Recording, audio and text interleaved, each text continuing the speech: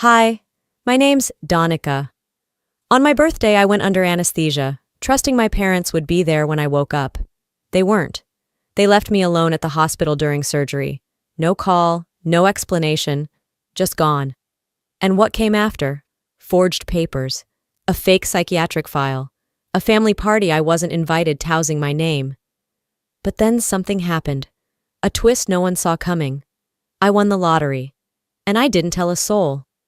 Why would I after everything they tried to erase? What would you do if the people who raised you tried to make you disappear? I woke up early that morning, earlier than usual. The sky was still dark, not yet touched by morning light, and the house sat in that strange, weightless silence that only exists right before dawn.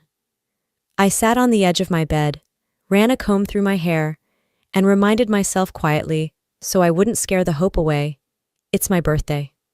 I turned 42 today. Not a milestone anyone throws a party for, but still, I thought maybe it would mean something. My parents said they'd pick me up after the procedure, even circled it on the calendar pinned to the fridge back home. I believed them. Foolishly maybe, but I believed them. I packed my overnight bag with the essentials, loose sweatpants, a toothbrush, my copy of To the Lighthouse I never finished, just in case recovery took longer. I even tucked in a little box of the chocolate mints my grandma used to keep in her purse. I'd bought them the day before, hoping they'd sweeten the day, hoping something would. I took a lift to the outpatient center, since Mom said she'd meet me there later. It was cold for late October, the kind of Pittsburgh cold that seeped into your bones and stayed there, even after you came back inside. The check-in process was routine clipboards, signatures, that sterile smell of antiseptic and latex gloves. A young nurse walked me back, her voice calm and cheerful in that overly rehearsed hospital way. I smiled, though it didn't reach my eyes. Lying down under those bright lights, I stared up at the ceiling tiles and whispered one last thought to myself. They'll be here when I wake up. When I came to, the ceiling was blurry. The world felt sideways. My tongue felt thick and dry, like it didn't belong in my mouth. I blinked a few times and tried to focus. The voices around me were muffled, floating in and out of clarity. Donica, a nurse's voice called gently. You're in recovery. How are you feeling? I tried to speak but could only manage a nod. My throat burned. Another nurse handed me a cup with a straw. The water felt like heaven. Do you have someone coming to pick you up? She asked, checking her chart. Yes, my parents, I croaked. They should be here any minute. She gave a polite nod, the kind you give when you don't want to say what you're really thinking. Time dragged like a bad movie stuck on pause. I was wheeled into the recovery lounge, surrounded by the rhythmic beep of machines and the low hum of quiet conversation. Curtains separated me from the rest, but I could still hear the mother patients talking to their family members, exchanging jokes, making plans for dinner.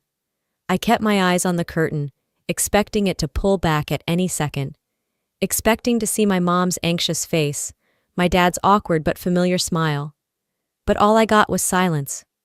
I checked my phone, no missed calls, no texts, just the same wallpaper, a photo of me and my grandma at the lake, 2 summers before she passed. After an hour, a nurse returned. Still no one? She asked gently. They're probably stuck in traffic, I mumbled, staring at my phone as if I could will a message into existence. Another hour passed, then another. By now, the room had emptied out. Even the man with the double knee brace, whose daughter had been panicking over his pain meds, was gone. I sat there alone in a recliner, my surgical bandage itching against my collarbone, and tried not to cry. The sun had long since set, and someone had dimmed the overhead lights. A new shift had taken over. A cleaning lady rolled in a mop bucket and started wiping down the floors, humming something off-key. I barely looked at her. My body felt like a balloon slowly deflating, the kind that never pops, just shrinks in on itself. She must have thought I was asleep because she turned to another aide and whispered, "They left hours ago." Didn't even ask how she was. Just walked out like she didn't exist. I didn't move. I didn't say a word. I just let the weight of that sentence sink in. Didn't even ask. Walked out. Like I didn't exist. I stared at the ceiling again, this time with a new kind of clarity, cold and sharp, like glass under bare feet. So this was it. Not an accident, not traffic, not a miscommunication. They had left me, on purpose. I didn't sleep that night. Not really. I drifted in and out, never fully gone, never fully here. The mechanical hum of the recovery ward wrapped itself around me like a too-tight sweater. Around 5 a.m., the nurse on duty brought me some plain toast and tea. I nodded in thanks but barely touched either. My body had healed enough to be discharged, but my mind, my heart was nowhere near recovery. I asked to see the billing paperwork, more out of instinct than anything else. A distraction, something to focus on that didn't hurt so much. The nurse handed over a small manila envelope with a receipt tucked inside. At first, I barely glanced at it. Then something stopped me. The name on the insurance card copy. It wasn't mine. Callista, my sister. I blinked. Surely it was a clerical error. A slip of some bored receptionist's finger. We hadn't shared an insurance plan since I was in my 20s. She lived states away, had her own job, her own life, and we hadn't spoken in almost a year. Not since the Thanksgiving call that ended with her saying, "You never know when to shut up and be grateful." But now, here she was on my medical file. "Excuse me," I asked the woman at the front desk, trying to keep my voice steady. "Why is my sister listed as the insurance holder?" She tapped her keyboard a few times, her expression neutral. "It was entered during your pre-op paperwork, insurance authorization under Callista Fordham. That's your emergency contact, correct?" "No," I said quickly. "I didn't list her. I listed my mother." I reached for my phone to prove it, but the screen remained dark, battery dead. The woman tilted her head. "It's not uncommon for family to provide coverage, especially when authorization is needed in a time crunch. Maybe she helped out?" "She lives in Connecticut," I replied. "She didn't even know I was having this done." The receptionist offered a polite smile. "You can request an update through patient records." Something in her tone told me she wasn't surprised. I walked away without another word, but inside my stomach burned with a quiet, tightening fire. I found the records office down the hall from radiology. A young man behind the desk greeted me with the same chirpy tone I was growing to hate. He asked for ID, then clicked away at his computer. "I'd like to review my file," I said. "The full one, including any legal documents on file." He raised an eyebrow but didn't question it. A few minutes later, he slid a thick folder across the desk. "You'll need to review it in here," he said. "No copies without a supervisor's sign-off." I opened it slowly. The first few pages were nothing routine forms, consent waivers, checklists.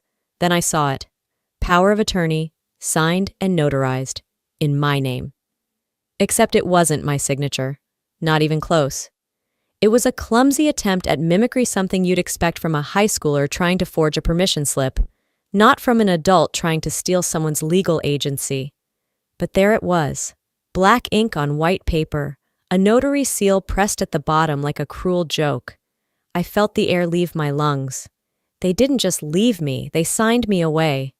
The office grew too quiet, too bright. I stood there, unsure of what to do next, when a gentle knock broke the silence. A nurse stood at the doorway, Belinda, I remembered from earlier. She had that kind of face you couldn't forget. Kind, but worn. The kind of woman who'd seen too much and learned to hide it behind polite professionalism. She stepped closer, glancing over her shoulder as if someone might be listening. "You should get a copy of that file," she said, her voice low.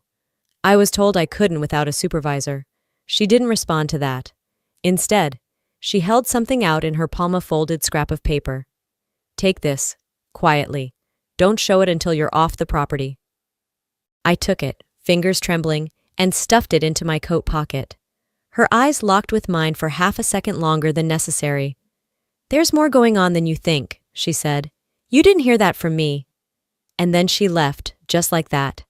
I closed the file and handed it back, plastering on the same empty smile I'd been wearing since I woke up. But inside, something shifted. I wasn't scared. Not anymore. I was focused. If they'd already signed me away on paper, what else have they taken? By the time I made it home, the late afternoon light had already begun to slip behind the row houses. My apartment smelled like stale air and unopened mail. I flicked the light on, And the same soft hum from the fridge greeted me, low and indifferent, like a dog that had forgotten your scent. I slid my keys onto the table and winced as I spotted the stack of unopened bills. They'd piled up while I was gone: hospital invoices, insurance notices, an electricity warning. I was used to scraping by, but this time it felt heavier, colder. I'd been cut open, sewn back up, and discarded like old laundry, and now here I was, returning to the exact same silence I'd left behind. Still in my coat, I reached for my phone. It had finally charged enough to turn on. Missed calls, none. Texts, none. But one voicemail. The timestamp read 2 days ago while I was still in the hospital. I tapped it. A breath. Then my mother's voice, low and sharp, like she was talking through gritted teeth. If you know what's good for you, stay quiet. Let it go, Danica. Don't ruin things for the rest of us. That was it. No hello. No how are you feeling. Just that. I sat down on the edge of the couch, not breathing, letting the words echo in my chest like distant thunder. I played it again, then again. Each time, the pit in my stomach deepened. She knew. They all knew. This wasn't panic or ignorance. This was strategy. I wasn't collateral damage. I was the price they were willing to pay. I deleted the voicemail, but only from my phone log, not from my memory. That voice would stay with me now, like a ghost that refused to leave. I changed into an old t-shirt, made myself some toast I didn't eat, and sat at the kitchen table. I opened my laptop, intending to distract myself with emails, maybe a recipe blog, anything not to feel so cornered. But then I made the mistake of opening Facebook. The first thing I saw was a photo, a backyard strung with lights, balloons, a long table dressed with snacks, gifts, and a cake too perfect to be homemade. A banner hung above the porch that read, "Happy birthday, Callista plus Danica." My heart clenched. There were my parents, my sister wearing a peach-colored dress I knew she'd borrowed from me years ago and never returned, a handful of cousins, an uncle I hadn't seen since Dad's retirement party. Everyone, smiling. I blinked. I hadn't received a single message. Not a call, not a text. And yet, there it was. A party in my honor, without me. The caption beneath the photo read, "Family first, always." I laughed once, sharp and bitter. The kind of laugh that isn't joy, just broken noise. I stared at the photo a little longer. Then I clicked save. They wanted the image of me. The idea of me. Enough to make a cake, pose for a photo, and write my name on a banner, but not enough to actually invite me. That was the moment something inside me stopped grieving. Not because I was over it, not because I forgave them, but because I understood. They hadn't forgotten me. They were replacing me. I opened a new folder on my desktop and named it Proof. Inside it, I dropped the saved photo, the insurance receipt scan I'd taken at the hospital, and a note to myself to retrieve the voicemail from my cloud backup. I wasn't crying anymore. I was documenting, not because I needed revenge, not yet, but because I needed the truth to have a home, one that couldn't be erased, edited, or twisted. I shut my laptop and stared out the window, watching the dusk swallow the skyline in shades of gray. They think they're writing me out, but I'm the one with the pen now. Sleep didn't come easily that night. I lay on my side, watching the ceiling fan turn slow, each blade carving the silence like a dull knife. I wasn't anxious, I was calculating. There's something about knowing you've been targeted that forces your brain into overdrive. You think about everything differently. You question every memory, every delay, every time someone forgot to loop you in. When morning came, I poured a cup of coffee I never finished and booted up my laptop. I remembered what Belinda had said. I didn't know how deep this went, but I was done guessing. So I logged in to the legal trust portal my family used. Years ago, our family attorney helped set it up back when things felt more whole, more honest. The login still worked. I navigated to the Beneficiaries tab. There it was. Callista primary and sole beneficiary. Me? Nothing. No secondary. No contingency, no footnote, just erased. There had been a section for me. I remembered that clearly, like the way you remember which direction a picture used to hang after someone tilts it. But it was gone now, as if I'd never been there. The update date was 6 months ago. And next to it, A digital consent signature. Mine. Except it wasn't. It was a shaky, stretched version of my name, the way a kid tries to copy a parent's handwriting, close enough to fool a stranger. But I knew my own curves and lines. I knew I'd never authorized anything. And the name next to the change? Approved by Lorraine Wyatt, my mother. She didn't even try to hide it. I sat back in my chair, heart pounding like it'd run a mile. They'd taken me off the trust, off my own family's future, without a phone call, without a conversation. I wasn't surprised anymore. I was tired of being surprised. I closed the tab and reached for my phone, almost out of habit. I wasn't sure what I was hoping to see, some apology maybe, a missed call, but there was nothing. Instead, I scrolled through Instagram, a reflex I should have learned to resist. And there she was, Callista, grinning beside a fake, wood-paneled backdrop in what looked like a podcast interview. Her hair was curled, her lipstick too bright for her skin tone, and around her neck, my grandmother's locket. It wasn't just any piece of jewelry. It was the one she'd let me wear on my 16th birthday, the one she whispered would be mine someday. I hadn't seen it in years. I thought it was lost after she passed. And now, there it was, resting on Callista's chest, like it had always belonged to her. I zoomed in on the picture. The tiny engraving on the back Marguerite, 1938, confirmed it. It wasn't just the money. They were rewriting the past. And I hadn't even noticed when it started. I shut the app and looked around my apartment. Stacks of old paperwork. Receipts I hadn't thrown away. Birthday cards from 10 years ago tucked in drawers. I started pulling things out every folder. Every piece of mail I'd once shrugged off as unimportant. A pattern emerged. Medical forms that came late. Credit card renewals I never requested. A dental appointment canceled without my knowledge. All little things spread over years. But together, it was a campaign. Not loud, not violent, but methodical. Each move chipped away at my place in the family, my rights, my memories, my proof of existence. By the time the sun dipped again, the coffee in my cup was cold, untouched. My living room looked like a war room. I opened a new encrypted folder on my desktop, labeled it in all caps, Phase 2. And then I started filling it. Legal documents, screenshots, photos, backups, passwords. I wasn't going to confront anyone, not yet. But I wasn't going to be caught sleeping again either. I wasn't collecting ammo. I was building a firewall. They had taken me off paper. Now I was putting myself back on it in places they couldn't reach. They'd made it clear there was no seat at their table for me, so I'd stopped waiting. There's something about pressing save on a folder labeled Phase 2 that changes the rhythm of your thoughts. Not overnight, not in some grand transformation, but gradually, like turning the dial on an old radio until the static fades and the signal comes in clear. By the third morning after the trust discovery, I was restless. Not anxious, just alert. I needed a break. Not from the fight, just from my own thoughts looping back on themselves. So I did something I hadn't done in a long time. I left the apartment without a list, without a purpose, without telling anyone. I ended up at a gas station on the edge of town, the kind with flickering signs, overpriced gum, and a cooler full of mystery sandwiches. I went in for a Diet Coke and came out with a lottery ticket. Impulse, nothing more. The machine near the register blinked red, asking for a zip code. I punched in my old childhood one habit and tucked the ticket in my coat pocket without a second glance. It wasn't until the next evening, after dinner and a shower and another deep dive into my laptop files, that I remembered the slip of paper. I pulled it out. The numbers stared back at me like a dare. I opened the lottery site on my phone, tapped the latest results, and began comparing. One number matched, then 2, then 4.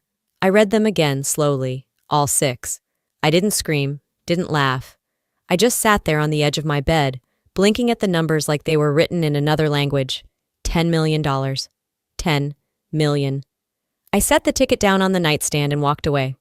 I didn't touch it again that night. Instead, I opened my laptop and searched. How to claim lottery anonymously in Pennsylvania. That led to articles. Those led to law firms. By midnight, I had an appointment set with an independent attorney downtown, one with no ties to anyone I knew. By 10 a.m. the next day, I was sitting across from a man in a gray suit who who had the kind of voice that made everything sound like a contract clause. He reviewed my situation, then explained how we'd proceed. Blind trust. Assigned trustee. The winnings would be funneled through a structure that protected my identity. No publicity, no headlines, no relatives suddenly remembering me. I listed no next of kin, no beneficiaries, no family. I wasn't building a legacy. I was building a firewall with legs. By the time I left his office, the ticket was no longer mine, not technically. But I'd never felt more in control of something in my life. Back home, I poured myself a glass of water and stood in the middle of my living room, unsure of what to do next. Winning that kind of money is supposed to feel like a movie ending. Confetti, cheers, life solved. But for me, it just felt quiet, like closing a door and locking it from the inside. My phone rang around 3 p.m. The name that popped up made my stomach drop. Mom. I debated letting it ring out, but I didn't. Hello? Her voice was tight, clipped, not warm, not surprised. Just, there, Donica. I heard you've been stirring things up again. Belinda said you were asking about records. That's not helpful right now. I didn't respond. You always misunderstood things, she continued. We only did what was necessary. You're too sensitive. You always have been. I stared at the sunlight hitting my windowsill. We were just trying to protect what's best for everyone. You need to let things go. Dragging this out helps no one. Still, I said nothing. There's no need to be dramatic, she added, like she was discussing a leaky faucet. You've always had a tendency to. I ended the call. I didn't throw the phone. I didn't scream. I saved the voicemail. I labeled it Mom Justification, MP3, and dropped it into phase 2. Then I made tea. I wasn't chasing apologies anymore. I wasn't asking for space or explanations or crumbs. I had a key to a different door now, and I wasn't waiting to be invited in. The next morning, I woke up with a name in my head and a plan in motion. By 9 o'clock, I was dressed in clean jeans, a dark sweater, and a face that didn't invite questions. I'd found a notary's office a few blocks from my building, nothing fancy. Just a 2-story red brick place wedged between a dry cleaner and a vape shop, the kind of spot no one in my family would ever step foot in. I walked in like I belonged there, quiet, direct. I'm here for access to public estate filings, I said, sliding my ID across the counter. The woman behind the plexiglass looked up. Name? I hesitated a breath before saying, Danica Everett. She tapped at her keyboard, adjusted her glasses, and then frowned. Are you sure you're on this one? She tilted the monitor slightly in my direction. My mother's name, my father's, and Callisto, of course, listed as the sole beneficiary. No mention of me, not even a backup clause. No in the event of or should any other children exist, just Callista, as if I had never existed. Then came the final gut punch, a digital signature. My name, perfectly typed, neatly signed, time-stamped 3 months ago. I stared at it like it might blink or glitch and disappear. But it didn't. Can I get a certified copy of this? I asked, voice steady, throat burning. She nodded, printed it, stapled it twice, and slid it into a yellow envelope. Need anything else? I shook my head, but inside the answer was loud and clear. Yes. That night I couldn't sleep. I sat on the edge of my bed, legs tucked underneath me, staring at the envelope like it might set itself on fire.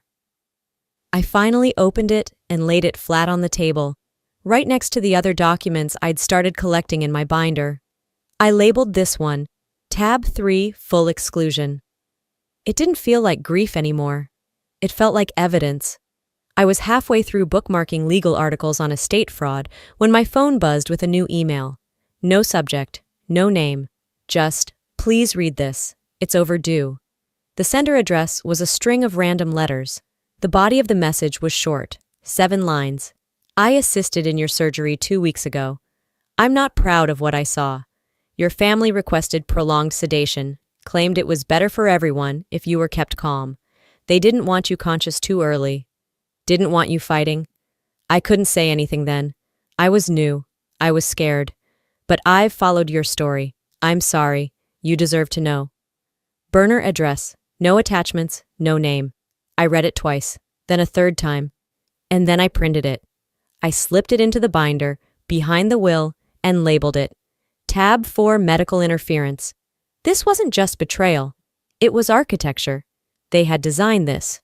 Built it. Brick by brick, lie by lie, forged signature by forged signature. I sat at my kitchen table with a legal pad and started drawing a timeline. 3 months ago, forged will filed. 2 weeks ago, surgery, extended sedation. 1 week ago, inheritance scrubbed. Records sealed. Me, removed. They hadn't just taken me off the map, they drugged me unconscious so they could finish the job. I didn't cry. I didn't call anyone.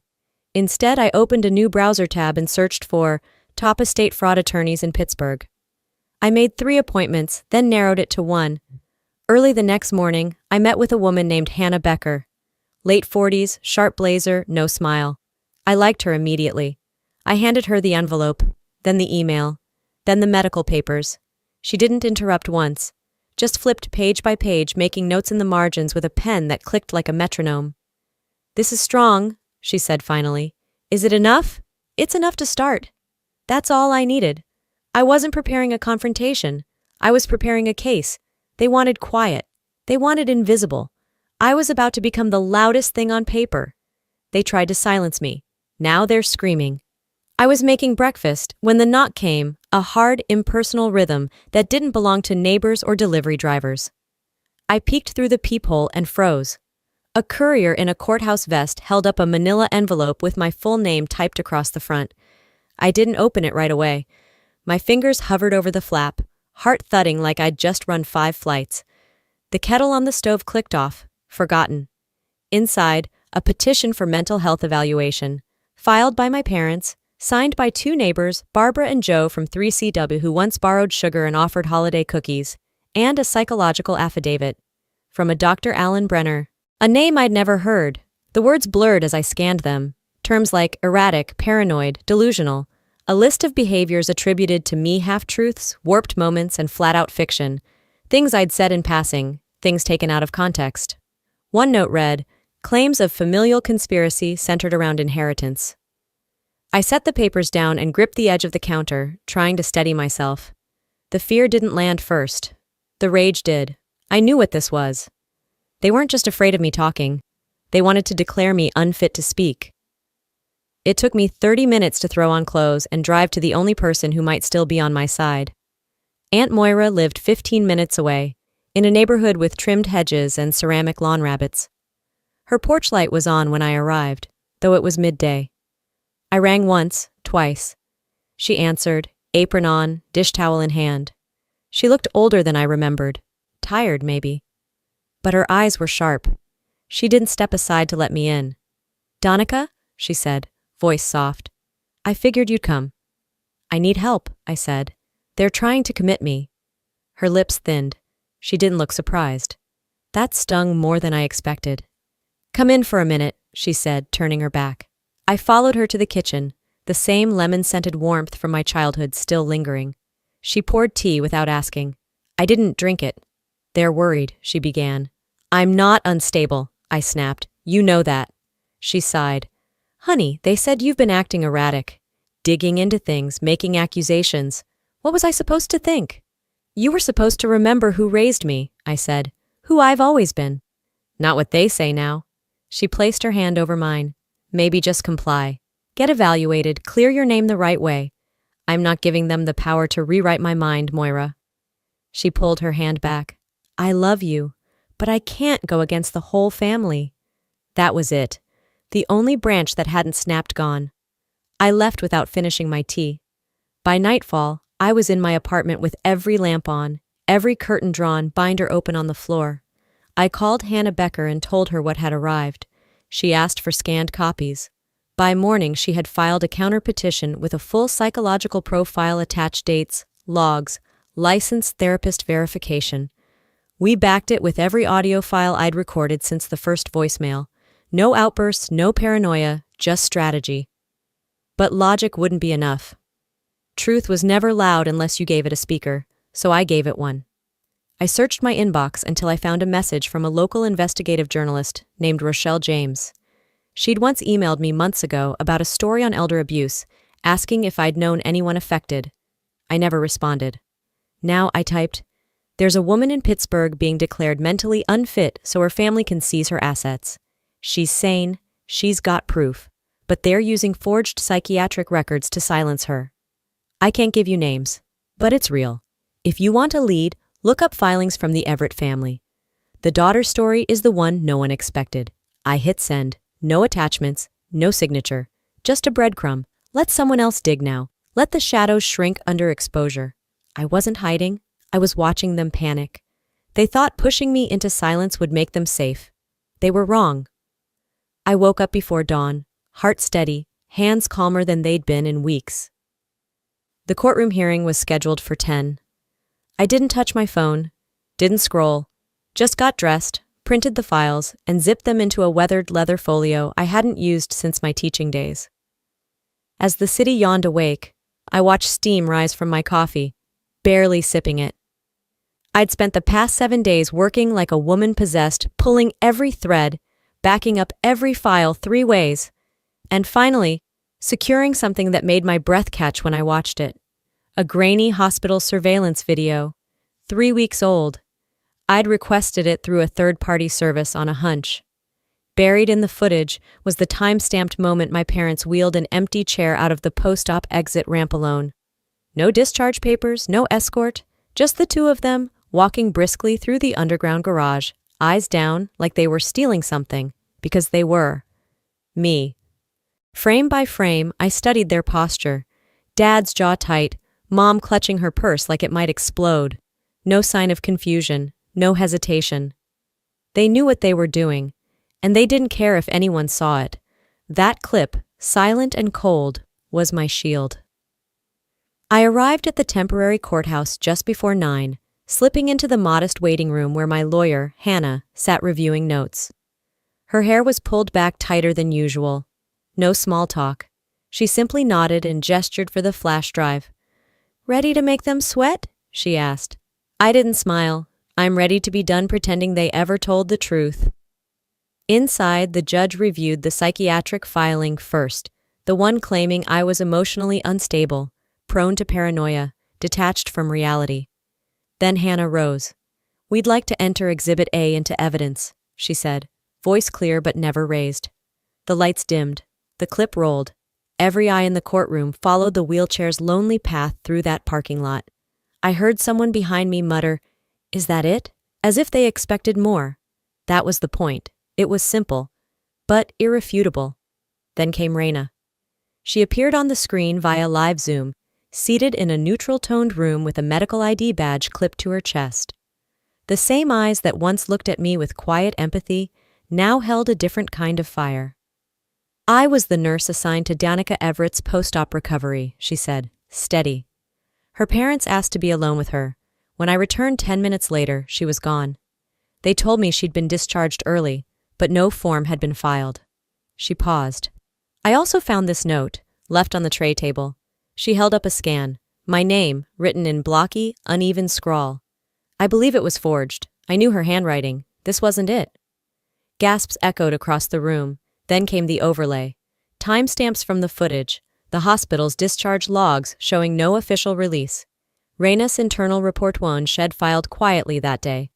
But that had mysteriously disappeared from the system until she submitted a printed copy last week. The judge looked up slowly, eyes unreadable. "Enough," she said. The family's petition was denied on the spot.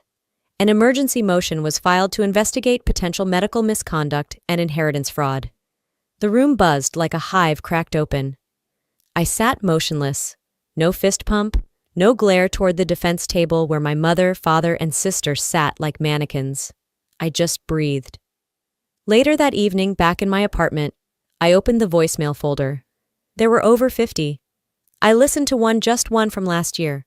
My mother's voice saying, "Don't overreact, Danica. You always do this. You always push people away." Then I hit delete. And the next one. And the next. Until they were all gone. No backup this time. I sat on the balcony as dusk rolled in, letting the noise of the city melt into the hum of crickets and a neighbor's soft music from an open window. No more filing, no more evidence, just breath. The truth had been spoken, and I didn't have to shout it anymore. I don't belong in their silence. Morning found me without an alarm. I didn't need one anymore. Not since the noise had gone quiet, not in the world, but in me. 3 weeks had passed since the hearing. 3 weeks since the courtroom tilted, and gravity shifted back to where it always should have been. I'd moved. Nothing extravagant, just a second-floor walk-up on the east side. The walls were still bare, boxes stacked in corners, a new kettle on the stove. But the silence here was different. It didn't press down on me. It didn't ask questions or whisper doubts. It just let me breathe. Then came the headlines. Woman silenced by family uncovers forgery scandal. Hospital abuse and legal power. The Everett case opens national dialogue. No photo, no interview, just facts. They never printed my face. I never gave them a quote. But the internet did what it always does. It filled in the blanks, memes, hashtags, comment wars. Some believed I was a martyr.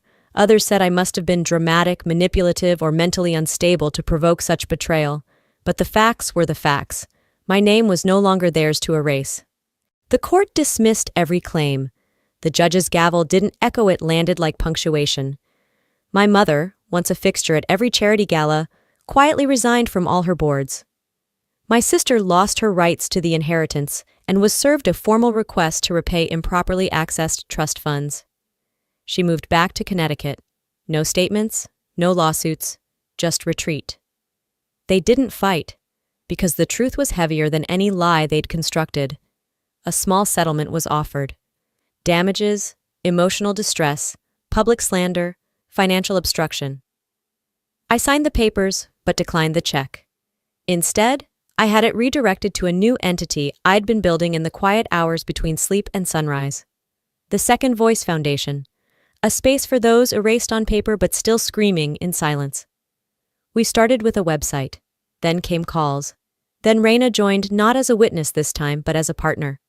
We hosted workshops for nurses about how to identify family coercion. We helped patients apply for protective documentation. We partnered with 2 other legal teams, and before summer's end, we had filed 4 separate cases on behalf of victims across the country. No billboards, no viral videos, just help, quiet, steady, and real. Then one morning a letter arrived. Cream envelope, familiar handwriting. I opened it on the counter, coffee steaming beside me. It was from my mother. 1 page, a strange mix of apology and defense. "I didn't know how to love you the way you needed," she wrote. "I didn't understand your silence, so I tried to fill it, with plans, with decisions. I see now that it only pushed you further away. I'm sorry. I hope one day you'll understand I was trying to protect our name, not destroy you." There were no tears. I read it once. Then I placed it into the fireproof box under my bed, the one where I kept important documents. ID, titles, court papers. It belonged there, not because I needed it, but because one day I might need to remember how far I'd come. Forgiveness doesn't always look like reconciliation. Sometimes it looks like distance with dignity. That afternoon, I sat with Raina in our new office space, a secondhand desk, 2 chairs, and a whiteboard already full of ideas. We were preparing for a press inquiry when a volunteer peeked in with an envelope. "Someone dropped this off. Said it was from a former patient you helped anonymously." Inside was a note. "Your silence saved me. Thank you for screaming when I couldn't." I folded the letter carefully, tucked it into my journal, and looked out the window at a sky no longer gray. Maybe I'll never get the apology I wanted, but I got something better. I got my voice back. Before we close this chapter, let me say this from one voice to another. If you've ever been pushed to the margins, made to feel invisible in your own story, I want you to know, silence doesn't mean surrender. It can be the breath before the breakthrough. I learned that you don't need anyone's permission to exist fully, or to stand up when the world tries to write you out. What matters most isn't who left you behind, but who you become once you decide to stop waiting and start building your own place in this world. In the end, I didn't get the apology I used to cry for, but I got clarity, I got strength, and I got something no one can take away from me again, my voice. Now, I'd love to hear from you. Have you ever been silenced, underestimated, or left behind by someone you trusted? What did you do with that pain? What would justice look like to you if the apology never came? If this story touched your heart, Drop a 1 in the comments or tell me where you're watching from. And if it didn't quite hit home for you, I'd still love to hear why. Was it the story, the message, the way it made you feel? Your thoughts matter, just like your voice. If you want to hear more stories like this, real, raw, and rooted in truth, go ahead and hit subscribe to the channel. Let's keep building a space where voices don't disappear, they grow louder, stronger, and more connected. I'll see you in the next story.